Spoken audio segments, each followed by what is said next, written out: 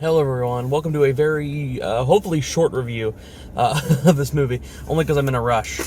And I don't want to do this review while driving. I actually just want to sit and talk about it, because I just got out of the movie. I saw Taika Waititi's Next Goal Wins. Huge Taika Waititi fan. Fucking love the movie Boy. I love Hunt for the Wilder People. I adore What We Do in the Shadows, one of my favorite, cult independent comedies, and now it's a huge fucking hit and has a show. Jojo Rabbit, one of my all-time favorite movies in general. It's just so goddamn good. I thought Thor Ragnarok was a really fun time, even if it is not as amazing as it was when it came out.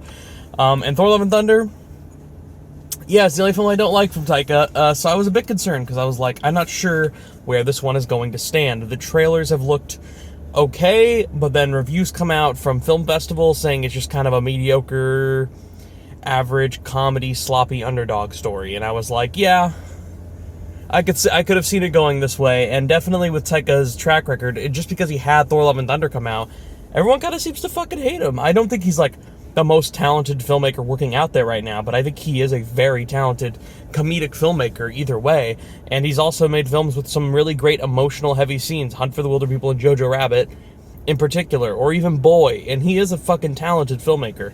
So I was still willing to give it a chance. It has a 40% on Rotten Tomatoes.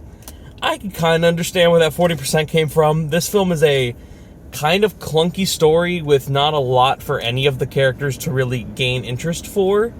The few scenes of the team training and going through and learning the actual game of soccer, and even the final game they play in the movie, which is the big underdog scene in the movie, it all feels kind of cut out. It almost feels like a lot of the shit in these scenes is quickly rushed over. It's just glossed over so we can get from one point to this other point quicker. And I'll admit, that stuff got on my nerves, especially in the final game, where I was I'm getting into these last 30 minutes, and then the last 10 minutes or so of the final big underdog game, I was oh, this is how you decide to tell it? Interesting. And it wasn't told great, it was just kind of a quick way to show it. I would have liked to just watch the game play out, but yeah, they did something with it where I was I don't know if this needed to be in here. You could have told it another way, or just kept the game going to get more invested, at least in the scene, because it does take you out of it for a second and then put you back in a different perspective, and you're this is how we're telling it now. I would say honestly, none of the humor really lands. I only chuckled twice. I didn't find the movie to be super funny. It is cute and you will smile. You'll feel it has a heartwarming message, which it does have a heartwarming message. There was one scene with Michael Fassbender where I actually teared up, and I was holy shit, this is really good. This one scene. And there's another scene as well that's really good, a bit about 15 minutes before that, involving a trans character, and I was this shit is really good. It sucks that the whole movie's not that great. It sucks that it just kind of comes together just fine, but it is a bit of a mess. And honestly, I thought it was fine. I would still say it was an okay film, and I enjoyed enough time to watch it, but I would never see this movie again. I wouldn't really recommend going out to see it. It's a bummer. I wouldn't say this is a second complete miss. I think Thor Love and Thunder is messier and more annoying, and I would probably sit through this again before Love and Thunder, but I also would say I wouldn't just sit through this again. It's not too great. It's very fine. Some people, though, are enjoying it.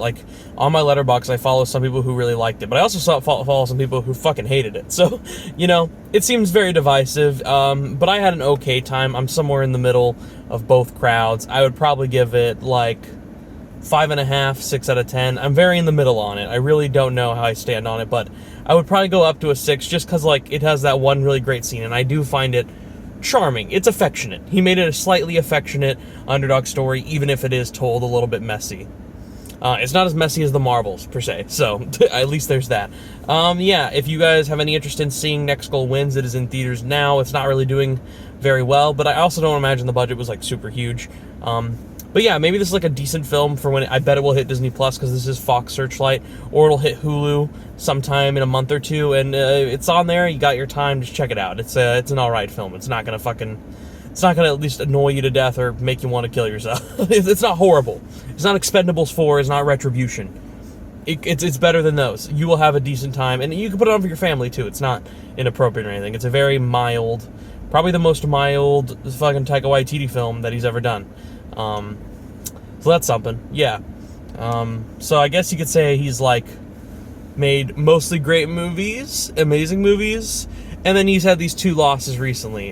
If you can call this a loss, I wouldn't say it's horrible, but it seems to critics it's his lowest rated, so maybe I'm wrong on that. We'll see what he does next. I am very curious. I'll still be there as a Taika supporter as long as he doesn't lose the faith in the films he wants to make. I could at least tell, making this film, he seemed more passionate in telling this story than he did with Thor: Love and Thunder, which just feels like executive studio gobbledygook mess. So, there's that. Next review should be for Wish or Saltburn, depending on what I see first. But, yeah, next goal wins. That's all I gotta say. 6 out of 10, goodbye.